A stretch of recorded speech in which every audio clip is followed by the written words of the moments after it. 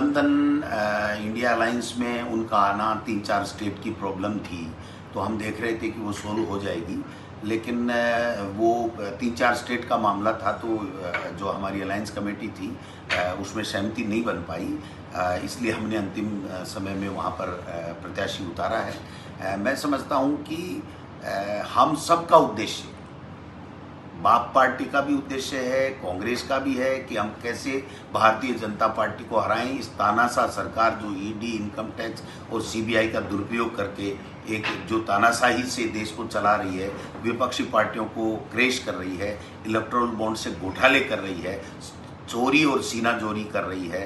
मैं समझता हूं कि इन सब चीज़ों को देखते हुए हम लोग आगे बढ़ रहे हैं।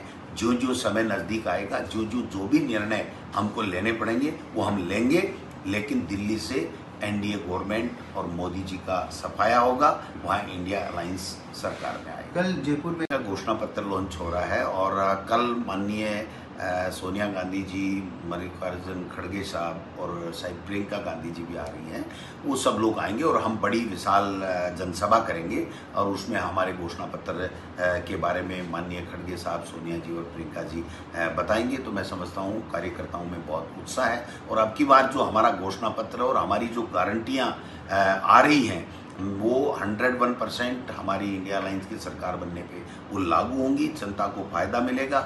ये केवल थोती गारंटी की बात करते हैं, मन की बात करते हैं, काम की बात नहीं करते हैं, क्रेश करने की करते हैं। एक घोषित आपातकाल इन्होंने लगा रखा है, जिसको मर्जी है, जिसको कोई भी अगर बीजेपी के खिलाफ बोलता है, चाहे वो पत्रकार हो, चाहे वो नेता हो, चाहे वो एक्टिविस्ट हो, चाहे और कोई हो, उसको बुद्धिजीवी हो, उसको अंदर डाल दो, उसकी आवाज़ को चुप करा दो।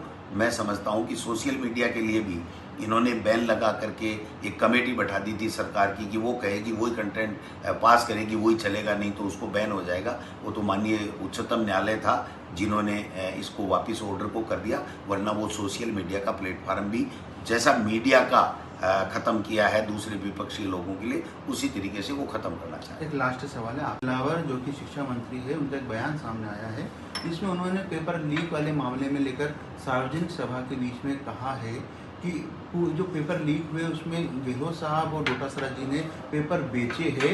अब ईडी का शिकंजा और जो एसओजी का शिकंजा कसेगा और ये भी जेल के सलाखों में जाएंगे जल्दी। मानसिक संतुलन खो चुके हैं। शिक्षा मंत्री होकर शिक्षा के अलावा जो कुछ उनको गालियाँ जिसको देनी है वो देते हैं। पहले भी एक दिन किसी गांव में धक्का मुक्की हुई थी, कल एक महिला की उन्होंने धक्का मुक्की की है।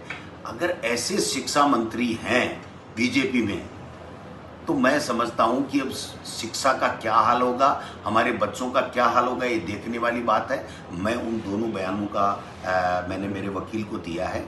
अगर आवश्यकता पड़ी तो हम इनके खिलाफ कोर्ट के अंदर अवमानना का केस भी, मानहानि का केस भी करेंगे और इनको चैलेंज करते हैं कि जो अपराधी है उनको पकड़ो। लेकिन ये क्या मदन दिलावर जी क्या एसओजी के हेड हैं, क्या डीजीपी हैं, क्या गृह मंत्री हैं, क्या देश के प्रधानमंत्री हैं?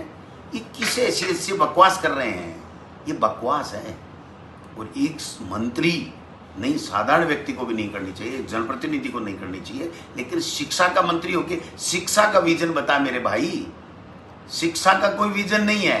वो जेल जाएगा, महिला के धक्का दे दो, किसी को पैर तोड़ने की नसीहत दे दो, माता को हाथ जोड़ करके किसी को कुछ कह दो, जो नरेंद्र मोदी को वोट नहीं देगा वो राम का हत्यारा होगा, इस तरीके का बयान देना मैं समझता हूं कि शायद मानसिक संतुलन वो खो चुके हैं और उनसे विभाग तो समझ ही नहीं रहा है। बाकी ऐसे जनप्रतिनिधि अगर भारतीय जनता पार्टी में मंत्री बने हुए हैं और शिक्षा जैसा महकमा है, ये हमारे प्रदेश के लिए शर्म की बात है। हमारा सबका सर झुक रहा है। शिक्षा मंत्री घनश्याम तिवारी भी रहे हैं, शिक्षा मंत्री कमला जी भी रहे, शिक्षा मंत्री कालीचरण सराफ भी रहे, शिक्षा मंत्री डॉक्टर सीपी जोशी जी भी रहे, शिक्षा मंत्री 2 साल मैं भी रहूं। भाई साहब आप बताइए, इस तरीके की बातें करते हैं क्या? उत्तर प्रदेश में पेपर लीक हुआ है तो क्या योगी जेल जाएंगे?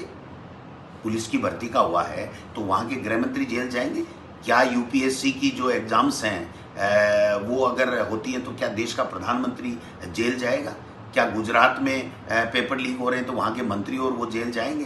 ये कहाँ की बातें हैं? ये चर्चा में बने रहना चाहते हैं।